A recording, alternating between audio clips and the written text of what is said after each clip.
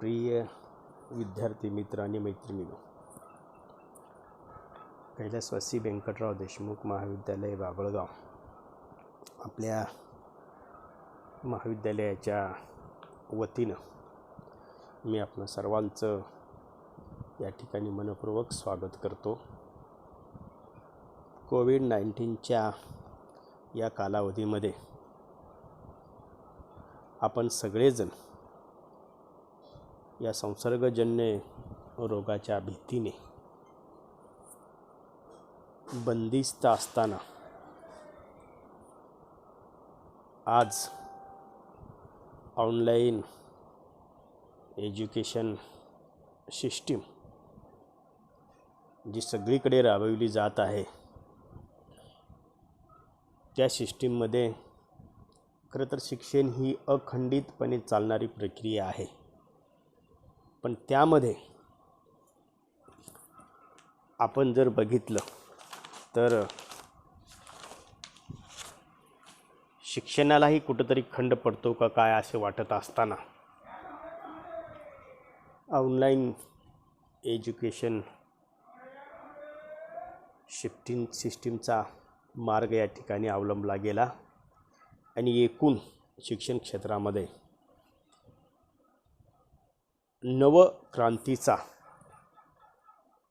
या ठिकाणी उदय झाला असं म्हटलं तरी काही वावगं ठरणार नाही. ही ऑनलाईन एज्युकेशन पद्धती म्हणजे एकूण आपण जगाशी जोडून घेण्याची नवीन प्रक्रिया स्वीकारत आहोत असं माझं वैयक्तिक मत आहे. स्वामी रामानंद तीर्थ मराठवाडा विद्यापीठ नांदेड या विद्यापीठाच्या BA तृतीय वर्ष या मराठी ऐच्छिक विषयाचा जो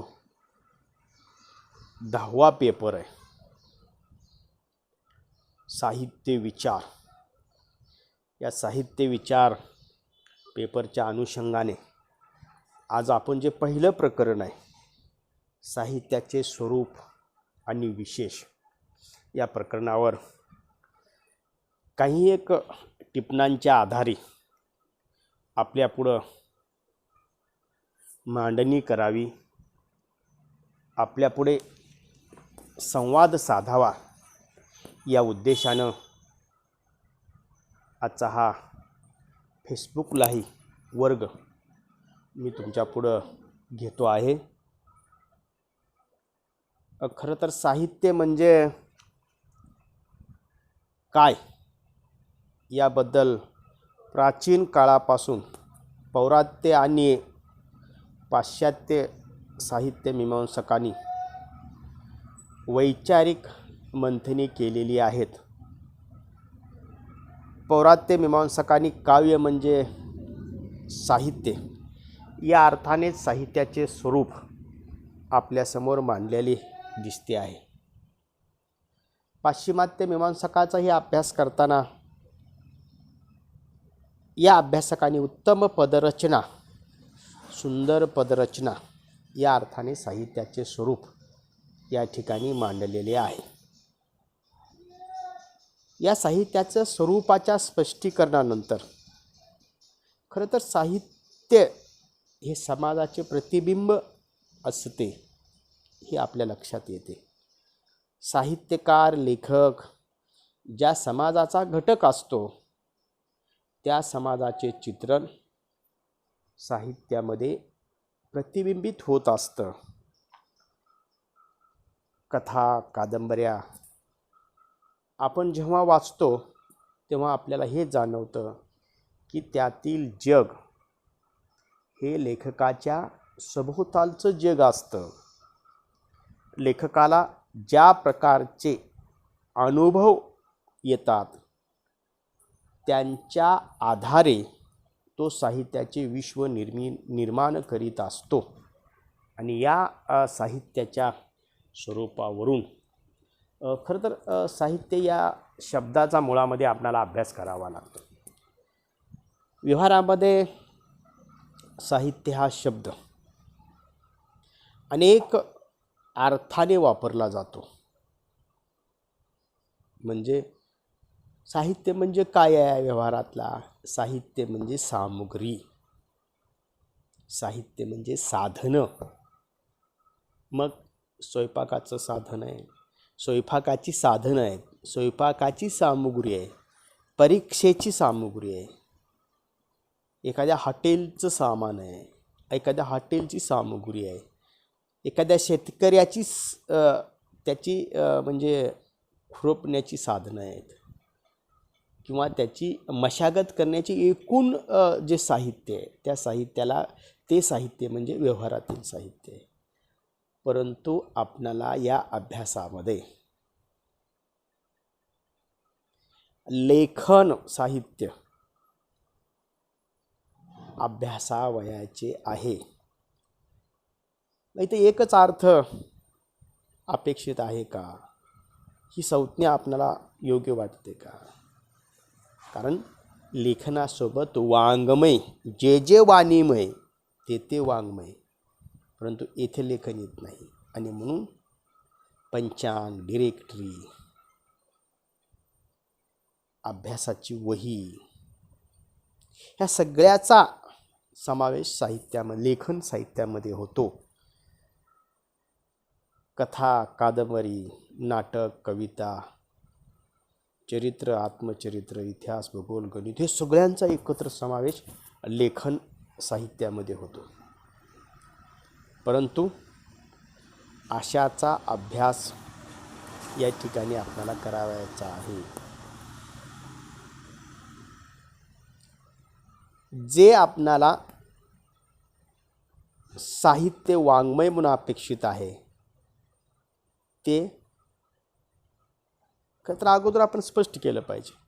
बालकवीची कविता आहे आणि एका फोनची डिरेक्टरी आहे, याच्यामध्ये फरक आहे. बालकवीने आपल्या प्रतिभेच्या जोरावर, आपल्या कल्पकतेच्या जोरावर बालकवीनं आपली कविता उभी केली. पण डिरेक्टरी तसं नाही.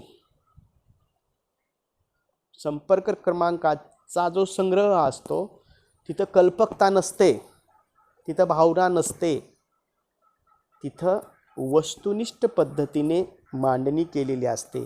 ललित आणि ललितेतर साहित्यामधला भेद हाच आहे. म्हणून साहित्य सहितपासून साहित्य हा शब्द आला. सहित म्हणजे एकत्र येणे, शब्द आणि अर्थ यांचं एकत्रीकरण म्हणजे साहित्य.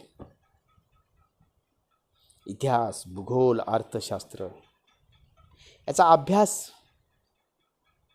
ते एकत्र आलेलं साहित्य मान्य आहे, परंतु साहित्य वाङ्मयाच्या दृष्टीनं तो अभ्यास अभिप्रेत नाही. सर्वच ठिकाणी शब्द आणि अर्थ एकत्र आलेले असतात, परंतु साहित्याचे म्हणून काही वेगळे घटक या प्रकरणामध्ये आपल्याला अभ्यासाचे आहेत. पुन्हा साहित्य दोन, व्यक्ती निर्मित आणि समूह निर्मित साहित्य, अशी दोन प्रकारे विभागणी या ठिकाणी केलेली असते. लोकसाहित्याचा भाग वेगळा आहे. लोकसाहित्य ही समूह निर्मिती असते. व्यक्तिनिर्मित साहित्य हे कोणातरी एकट्याची निर्मिती असते. कादंबरीचा लेखक एकटा असतो, कथेचा निर्माता एकटा असतो, कवितेचा निर्माता एकटा असतो. आणि म्हणून व्यक्तिनिर्मित साहित्य आणि लोकसमूहाचं साहित्य असा भेद या ठिकाणी प्रथमतः आपल्याला जाणवतो. आणि म्हणून ललित आणि ललितेतर साहित्याचा विचार करताना राग जाधव सरांनी, जे मोठे समीक्षक आहेत, त्यांनी खूप चांगल्या पद्धतीनं सांगितलेलं आहे. प्रतिभाशक्तीनं प्रेरित झालेले व आनंद देणारे साहित्य म्हणजे ललित साहित्य, आणि ललितेतर साहित्य म्हणजे वस्तुनिष्ठपणे, जे विचाराने, जे वैचारिकतेने कसल्याही प्रकारचा काल्पनिकतेचा स्पर्श नसलेलं साहित्य म्हणजे ललितेतर साहित्य. गणित आहे, भूमितीचे प्रमेय आहेत, हे सगळं ललितेतर साहित्यामध्ये येतं. विज्ञानातले सिद्धांत आहेत, वेगवेगळे सोशल सायन्स आहेत, या सगळ्याचा समावेश आपणाला ललितेतर साहित्यामध्ये करता येतो. आणि म्हणून आपण ललित साहित्याचा विचार करताना एका व्यक्तीची निर्मिती असते, त्या ठिकाणी प्रतिभेचा वापर असतो आणि मुळामध्ये लेखकाला हे साहित्य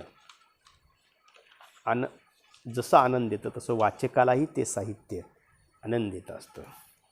परंतु इथं शब्द महत्त्वाचे आहेत, कारण शब्द ही माणसाची स्वयंनिर्मिती असते. अशा शब्दांची दोन रूपे आपल्याला बघायला मिळतात, ध्वनी आणि अर्थरूप. याचं स्वतंत्र प्रकरण आपल्याला पुढं आहे. परंतु शब्द हे केवळ व्यावहारिक अर्थाचे वाहक नसतात, तर ते खोल अशा तुमच्या अंतःकरणामध्ये अर्थाची प्रतीती करणारे वाहक असतात.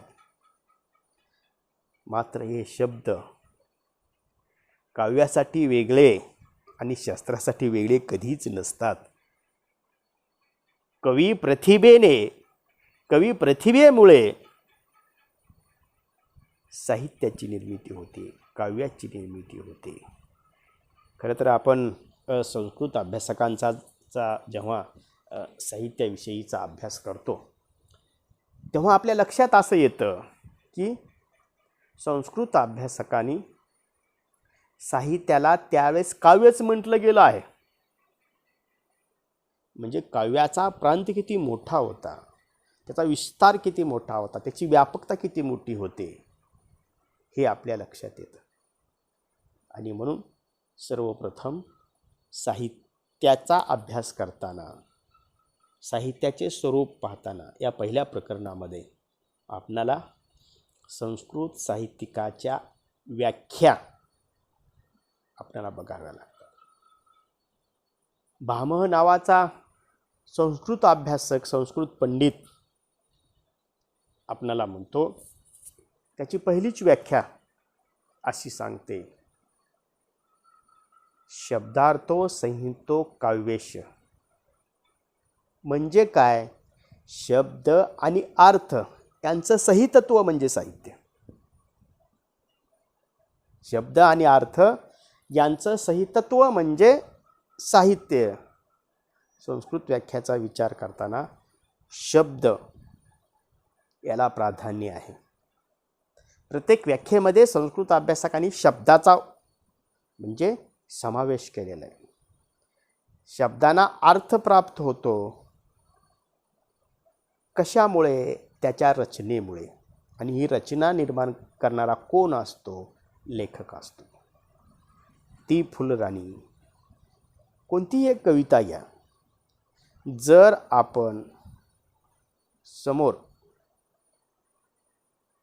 म्हणजे एखादी रचना ठेवली आणि तिचे सगळे पार्ट्स, रचनेतले घटक बघितले, तर त्याची एक पद्धती आहे. म्हणून स्टाईल इज द मॅन असं म्हटलंय. प्रत्येक लेखकाची एक पद्धती असते आणि त्या पद्धतीतून सलग अशा अर्थनिर्मितीतून, भावना कल्पकतेतून साहित्याचा जन्म होतो. शब्द आणि अर्थ यांची एकरूपता म्हणजे साहित्य, असं भामहने आपल्या पहिल्या व्याख्येमध्ये सांगितलं. शब्द अधिक अर्थ अधिक कवीची, साहित्यिकाची भावना, या सगळ्यांची गोळाबेरीज म्हणजे साहित्य. हे समीकरण आपणाला पहिल्या व्याख्येच्या संदर्भानं मांडावं लागतं. दुसरा संस्कृत अभ्यासक आहे वामन पंडित. वामन पंडितानं कोणती व्याख्या केली? रीतीर आत्मा काव्येश. एक रीती आहे, एक पद्धत आहे, एक स्टाईल आहे. रीती हाच काव्याचा आत्मा आहे. 9व्या शतकात होऊन गेलेल्या वामनाने जो विचार मांडला तो विचार प्रचंड चर्चेला गेला. पदरचना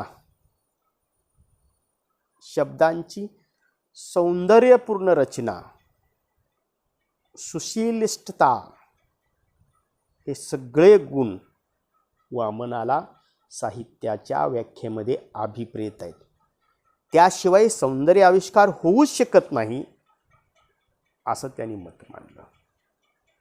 वामनाने गुण आणि अलंकार यांना महत्त्वाचे स्थान दिले.